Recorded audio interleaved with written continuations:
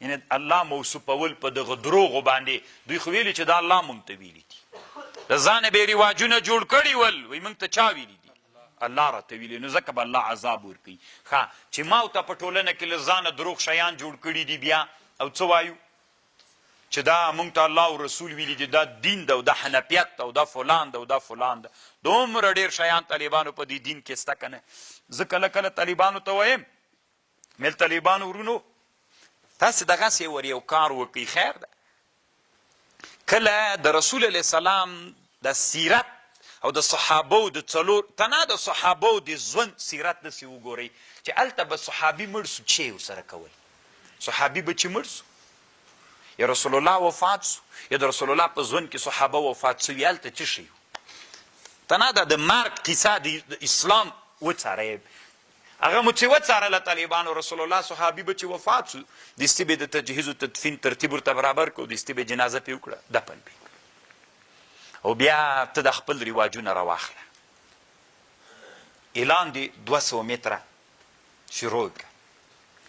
او بیا صاحبانو ودرېږه کتلو ته یې ورې پرېږدئ او بیا قبر ته بیا په قبر باندې تقریر ته بیا تلاوت ته بیا چې دفن سو طالبانو بیا دلته د جمعې په شپه باندې سپاري ترزینه که نه تاسو وطنو کې به دا بعضې عادتونه که نه بیا چې لاړو بیا او هغه څو د اولې ورځ خیرات سته که نه سته دغه اټه جنجال دی بیا درېیمه بیا جمعګي بیا څلوېښتي بیا کالپوري بیا فاتحه بیا بسترې بیا بیرغونه جنډې طالبانو څومره ډېرې مسلې شولې شوې که نه شولې تاسې داسې وکړئ د رسول الله سیرت وګورئ او د ختمونه طالبانو ورونو بیا قاریان به راځي که به نه راځي وایي به یې که به یې نه وایي طالبانو ورونو تاسې تنها یو صحابي چې د رسول الله زمانه کې وفات شوی ژوند یې وګورئ چې څنګه کړي رسول الله څه کړي راځئ مونږ همغه کار وکړو که نه څه ضرورت ته دومره ډېرو مسلو ته 200 خبرې پکې را پیدا کړي دي طالبانو وقد خسر الذين قتلوا أولادهم سفهاء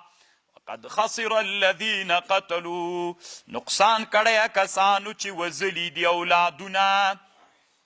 سفهاء دوی قمقلان دي بغیر له علم نه وحرموا ما رزقهم الله افتراء على الله وقد ضلوا دوی گمراهان دي وما كانوا مهتدين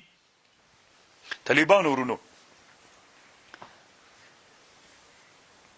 دا اوس موږ تاسې افغانستان کې ډېر امامتونه په سرسایو باندې کیږي که نه مسلمانان یعنې ټول افغانستان کې خو سرسایه امام ته ورکوي که نه نو دا طالبانو په رب العالمین چې په حنفي فقه کې دا ناجایزه ده دغو خلکو سرسایه نه دادا زکات یې نه دادا پوستکي چې ورکوي په امامت کې په اجره کې دا نه صحیح قسم په الله نه صحیح کیږي خو خبره دلته داسې ده چې د چا کې ګټي طالبانو هغه وایي چې صحیح کیږي خبر باندې پوه شوي خو دا اوس طالبانو حکومتونو کې دا مشکل ده طالبانو تاسې په دې باندې بحث وکوئ چې اسلامي خلافتونو کې د جماعتونو د امامانو تنخوا چا ورکوله حکومت نو چې حکومت ټول جماعتونه نو حکومت څه وخت تنخوا ورکولی سي چې حکومت بډایه سي مالدار سي او ته خو هره ورځ لګیا یې چې اقتصاد چا ویلی چې د سړي زوی د اقتصاد کې چې ول هغه بیخي د سړي بچی ده نه ته نه مونږ بس خاص د الله خلق یو نور بیخي خلق نسته نو ته فکر وکړه طالبانو دا د رسول صلی الله علیه وسلم د صحابو اسلامي خلافتونو کې د جماعتونو هغه چا ورکوله وزارت الحج والاوقاف طالبانو ځان ته مستقل یو ریاست په دې کې مساجد تنخوا طالبانو چې لغه جنور کی سرسایه زتی ورکه سوه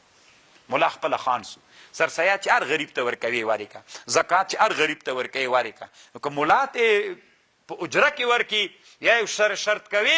او یا عرف کې دغسې عادت یا المعروف کالمشروط طالبانو نه د زکات اوسو نه د سرسایه نو طالبانو دین کې ګډبډي راغله که نه د انسانان متباه و برباد علت څوک د طالبانو چې موږ اصلي کارونو ته نه یو متوجه سوي اوس چې دغه مولي صاحب دلته چې امام د مثلا د جومات تنخوا بیت المال ورکولی ستې به خلکو نه خلاص